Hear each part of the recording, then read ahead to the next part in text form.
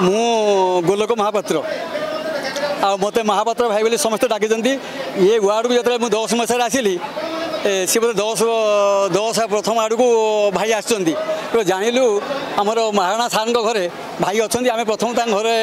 जाइलु मुझर मानसी अपा जी कहते आम दीज घर जाइलु देखा करूँ आउ सहित परिचय सृष्टि होता आई पूर्व आम घर आम जावासिया एमती लगी कथबार्ता ये पार्क में बुलवा चलता बंधु बांधव मैंने आसती जो मैंने सब निजर आत्मीय संपर्क सहित भी गाड़ी में भी मुझे केथर बुलाबुली करते कोविड आसीगला कोविड पर एपट को शिफ्ट कले किए आसिले पुओ बो पलि आसिले एपट साइड की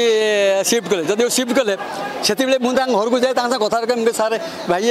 सार भाई कही भाई आम ये कोविड बर्तमान मंदिर में भक्त आसुँच नना मैंने भोकिला आसती आ सिक्यूरीटी मैंने बसुँच से कई मैंने मालिक मैंने खाया दूना कौन करवा ना कौन आप कहते ना आपड़ किसी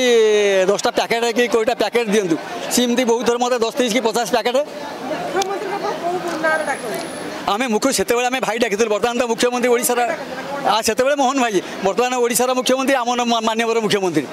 आउ ये व्यक्तित्व तापर जो से